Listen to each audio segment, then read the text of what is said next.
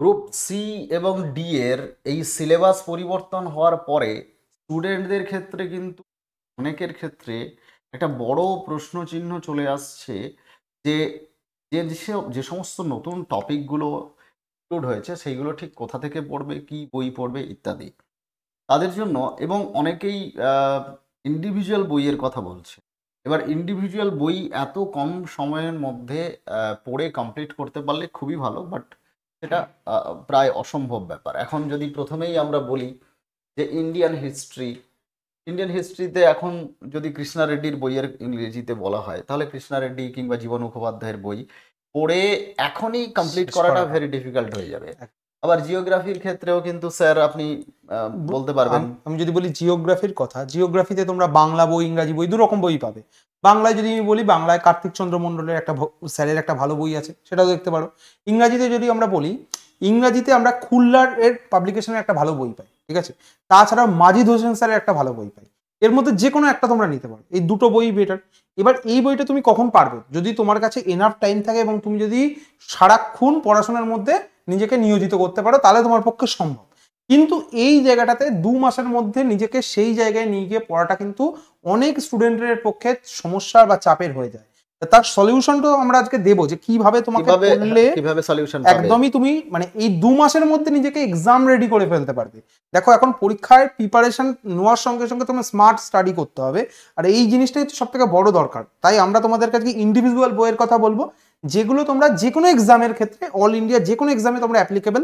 আর তার পাশাপাশি আমরা তোমাকে একদম সিডি এর জন্য কিছু বইয়ের কথা বলবো, যেগুলো তুমি সিডি এর জন্য ভালোভাবে করতে পারবে, এবং তার পাশাপাশি সেটা পড়েও তুমি অল ইন্ডিয়ার অনেক এক্সাম মানে তুমি পরীক্ষায় বসতে পারবে, ঠিক আছে। অ্যান্ড দেন আমরা যদি এই knowledge on Indian constitution, M Laxmikanth খুব পপুলার বই, অনাদি কুমার মহাপাত্রের বই রয়েছে, কিন্তু এই বইগুলো এই মুহূর্তে সিডি যারা তারা কিন্তু কমপ্লিট করতে পারবে না। এবার তাদের এই এত কম সময়ের মধ্যে এই বই কমপ্লিট করতে পারাটা খুব ডিফিকাল্ট রয়েছে। কিন্তু তাদের জন্য কি সলিউশন? তাদের জন্য এমনভাবে নোটটা আমাদের দিতে হবে, এমনভাবে মেটেরিয়ালস দিতে হবে, বা তোমরা নিজেরা এমনভাবে মেটেরিয়ালস পড়বে, ক্লাস এমনভাবে করবে যাতে তোমাদের মনে থাকে খুব কুইকলি, এবং পড়াটাও খুব ভালোভাবে কমপ্লিট করতে পারো। এবং সেইভাবে কিন্তু এখন আমার মনে হয় যে ক্লাস করাটা ভীষণ গুরুত্বপূর্ণ। তাতে অডিও ভিজুয়াল এফেক্ট, কানে শুনবে, চোখে দেখবে, মনে থাকবে ভালো। একদম এটাই। তোমরা যদি NEP at school level education in West Bengal, এখানে পশ্চিমবঙ্গ সরকারের যে অফিসিয়াল ওয়েবসাইট সেখানে দেওয়া আছে একদম। প্লাস হচ্ছে গভর্নমেন্ট অফ ইন্ডিয়ার ওয়েবসাইটে এডুকেশন ডিপার্টমেন্টের নিউ এডুকেশন পলিসি বলে পুরো পিডিএফ চলে আসবে। কিন্তু প্রিসাইজ আজকে আমরা 100টা 100 এমসিকিউ করালাম। 100 এমসিকিউ মোটামুটি ওই টোটাল যে এনইপি সেখান থেকেই বাছাই করা 100 এমসিকিউ, কিন্তু বিভিন্ন ডাইমেনশনের কোশ্চেন্স গুলোকে আমরা কভার করেছি। এবং স্ট্যাটিক নোট তো আমরা দিয়ে দেবো, একটা হ্যান্ড নোট দিয়ে দেওয়া হবে। Gender awareness rules and regulation, এখানে তোমাদের এই জায়গাটা খুব ভীষণ গুরুত্বপূর্ণ। এই কারণে আমরা এই ক্ষেত্রে তোমাদের আমি দুটো বই দেখাবো। একটা বই হচ্ছে এই বইটি, gender issues and inclusive education. এই বইটি দেখো বি পুরোহিতের লেখা। আরেকটা বই খুব ভালো বই, এটা হচ্ছে সেকেন্ড, হচ্ছে gender and development in India. এইটা হচ্ছে হিমাংশু শেখর রাউত এবং প্রশান্ত কুমার পণ্ডা এর লেখা বই। কিন্তু এই বই কমপ্লিট করা ভেরি ভেরি ডিফিকাল্ট। আবারও বলছি, এই বই এখন কমপ্লিট করা ভীষণভাবে ডিফিকাল্ট। কিন্তু ব্যাপারটা হচ্ছে যে আমরা বই, যদি কারোর কিউরিওসিটি থাকে তো বই যদি কেউ চাইলে পড়ে ফেলতে পারে, কেউ ফার্স্ট রিডার একদম প্রচুর স্পিড রিড করতে পারে, মনে রাখতে পারে, তার পক্ষে এটা সমস্ত রকম সলিউশন যায়। এবং আমরাও যে নোট গুলো দেবো, আমরা কিন্তু এই বইগুলোর উপর বেস করেই, এই বইগুলোর উপরে বেস করেই আমরা কন্টেন্ট তৈরি করব। এবং দেখো, কন্টেন্ট অলরেডি তৈরি করা রয়েছে। তোমাদেরকে আমরা যে জিনিসটা প্রোভাইড করি, তার আগে আমাদেরকেও সেটার পেছনে খাটতে হয়। এটাকে বুঝতে হবে তোমাদেরকে যে আমরা কি করি। আমরা এই সমস্ত বিভিন্ন যত ভালো ভালো বই রয়েছে সেগুলোকে আমরা পড়ি, আমরা পড়ে তার একটা সলিউশন কপি তোমার এক্সাম ওরিয়েন্টেড কতটা দরকার সেটা আমরা তোমাকে প্রোভাইড করি, ঠিক আছে। এই স্টাইলেই সারা পৃথিবীতে এডুকেশন সিস্টেম চলছে। এবার এই জন্য দেখো, এই সময় খুব কম, 2 মাস। এই 2 মাস টাইমের মধ্যে তোমার এই পরীক্ষায় বুঝতে হবে আমি কোথায় ধরবো, কোথায় ছাড়বো। আর সব থেকে বড় জিনিস যেটা, এই পরীক্ষার কাট অফ যদি বেশ স্ট্যান্ডার্ড লেভেলের থেকে যায়, ঠিক আছে, সেক্ষেত্রে কিন্তু তোমাদের যে টপিকগুলোকে একদম পাখির চোখ করে এগোতে হবে, সেটা হচ্ছে হিস্ট্রি, জিওগ্রাফি, পলিটি। এই তিনটের উপরে আমি অন্তত বলবো যা কোশ্চেন আসবে তাতে অন্তত 90% কিন্তু অ্যাকুরেসি করে আসতে হবে, শুধু অ্যান্সার নয়, অ্যাকুরেট অ্যান্সার করে আসতে হবে। তারপরে যে জায়গাগুলো থেকে তুমি নাম্বার তুলতে পারবে, এনইপি থেকে 100% তুমি নাম্বার তুলতে পারবে তুমি কম্পিউটার থেকে, কারণ এই জায়গাগুলোতে তোমাকে out of the box question কিন্তু হবে না, ঠিক আছে। এনভায়রনমেন্টের যে টপিক সেখান থেকে, কারেন্ট ইকোনমিক্স টপিক সেখান থেকে, স্পোর্টসের টপিক সেখান থেকে, এলিমেন্টারি কম্পিউটার এটা তো আমি বললাম, তার সঙ্গে আর একটা আছে আমাদের যে elementary knowledge about Indian knowledge, Indian culture, Indian heritage এবং ইন্ডিয়ান যে পপুলার কালচার এবং popular Bengal। Culture of West Bengal এবং tradition and contemporary popular culture, এই জায়গাগুলো তোমাদের এটা থেকেও ভালো মার্কস করার সুযোগ রয়েছে। যেরকম লোকনৃত্য, পশ্চিমবঙ্গের লোকনৃত্য, লোকসঙ্গীত, হ্যাঁ, তারপরে লোকশিল্প, এই জিনিসগুলো কিন্তু চলে আসবে। দেন আমরা এরপরে যদি দেখি লজিক্যাল রিজনিং এ 10 নম্বর রয়েছে এবং এখানে কিন্তু ভীষণ মজার ব্যাপার রয়েছে। সেখানে দেখো আমরা নাম্বার সিরিজ, লেটার সিরিজ এগুলো পড়েছি, কিন্তু এখানে টপিকটা দিয়েছে pictorial series and sequence. Pictorial series and sequence দিয়েছে, বুঝতেই পারছো। যারা তোমরা এসএসসি প্রিপারেশন নাও বা একটু ব্যাংকের গোছের বা এনটিপিসি প্রিপারেশন নাও, তারা কিন্তু অন্তত এই লজিক্যাল রিজনিং সেক্টরটায় ভালো নাম্বার ক্যারি করতে পারবে। আর যারা অন্তত ওয়েস্ট বেঙ্গলে শুধু ভাবছিলে এতদিন আমি সিডি এর প্রিপারেশন নেব, তার বাইরে আমি কিছু যাব না, সময় কিন্তু পরিবর্তন হয়েছে। তোমার যে পিক্টোরিয়াল সিরিজ অ্যান্ড সিকোয়েন্স দিয়েছে এটা কিন্তু স্ট্যান্ডার্ড ওয়েতেই আসবে এবং সেই স্ট্যান্ডার্ড ওয়েতে কিন্তু তোমাকে প্রাকটিস করতে হবে, ঠিক আছে। একদম সিডি মানে হালকাভাবে নিয়ে নেওয়া, যে টপিকগুলো দিয়েছে, classification of words in groups out of 4 answer, odd 1 out, এই যে এইগুলো কিন্তু ভীষণ মানে বলা যেতে পারে লজিক্যাল রিজনিং এর খুব মানে ইম্পর্টেন্ট ট্রিকি জায়গা, যেটা কিন্তু এরা তুলে এনেছে। এরপরে হচ্ছে স্যার বলুন। তারপরে রয়েছে, আমরা যদি যাই, এখানে রয়েছে প্রপোর্শন ট্রু অ্যান্ড ফলস। এটা কোন জায়গাটা আমাদের? এটা আমাদের যে বিভিন্ন আমরা সিলক্স এর পার্টগুলো করি, আমরা কনক্লুশন বেস যে আমরা রিজনিং গুলো করি সেগুলো, ঠিক আছে।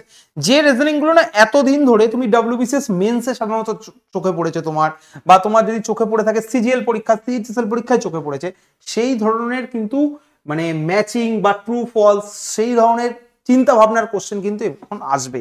এই প্রপোজিশন ট্রু অ্যান্ড ফলস এর ক্ষেত্রে বলি, যারা ফিলসফি নিয়ে পড়াশোনা করেছেন তারা জানেন ইন্ডিয়ান লজিকে এই ট্রু অ্যান্ড ফলস এবং প্রপোজিশনের পার্টটা কতটা গুরুত্বপূর্ণ এবং সেটা কিভাবে করতে হয়, সেইখানকার কনসেপ্ট কিন্তু দিয়েছে। এবং এনটিএ নেট যারা দেয়, পেপার 1-এ কিন্তু ইন্ডিয়ান লজিকের পোর্শন রয়েছে, সেখানে কিন্তু এই proposition and true and false এই পোর্শনটা রয়েছে।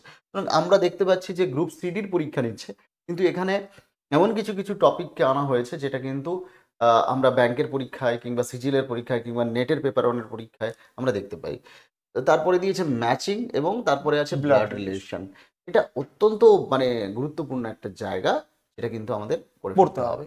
আর এই ব্লাড রিলেশন সম্পর্কে আমি একটা কথা তোমাদেরকে আগে থেকে বলছি।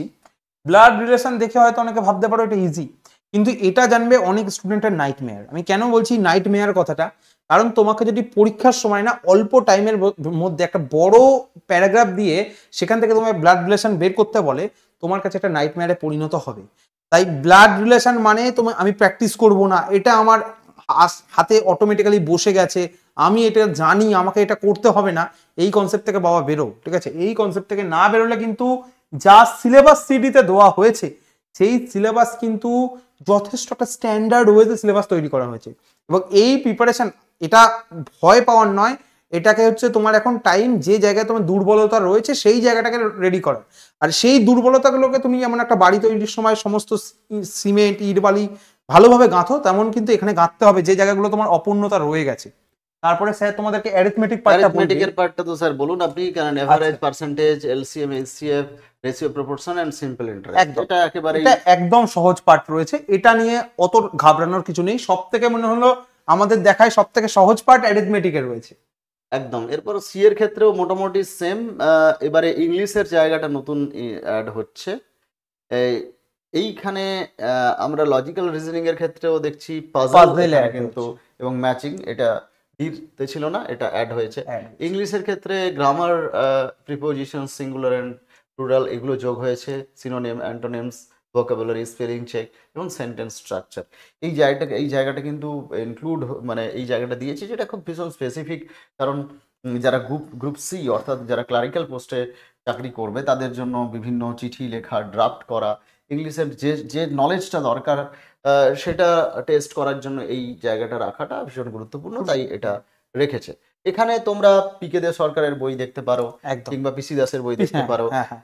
বা ছোটবেলায় আমরা যে বইটা পড়েছি এইচ.কে. মুখার্জি, ঠিক আছে, সেই বইটাও কিন্তু তোমরা সেটাও তোমরা পড়তে পারো। আমরা এটার একটা নোটস তো দেবই। এছাড়া আমরা যদি এর সমস্তটা একসঙ্গে তোমরা একটা গাইড বুক আকারে পেতে চাও, তাহলে কম্পাইলেশন, একদম কম্পাইলেশন পেতে চাও, তাহলে একদম একটা মলাটের মধ্যে সমস্তটা খুব সুন্দর করে যদি পেতে চাও, তাহলে কিন্তু কিরণ পাবলিকেশনের group C and D guide বুকটা তোমরা কিন্তু নিতে পারো। সেটা অত্যন্ত ভালো বই এবং আমরা রিভিউ করেছি, বইটা খুব সুন্দর। আমাদের মানে রেকমেন্ডেশন থাকবে এই বইটি, কারণ এই বইটি হচ্ছে খুব কম সময়ের মধ্যে দ্রুত রিভিশন করার জন্য বেস্ট বই হিসাবে আমাদের গাইড বুক হিসাবে মনে হয়েছে যে কিরণ পাবলিকেশন থেকে প্রকাশিত এই যে গাইড বুক, এটি ভীষণ ভীষণ হেল্পফুল হবে তোমাদের জন্য। এছাড়া আর প্র্যাকটিস যদি করতে চাও, প্র্যাকটিস অনেক বই রয়েছে।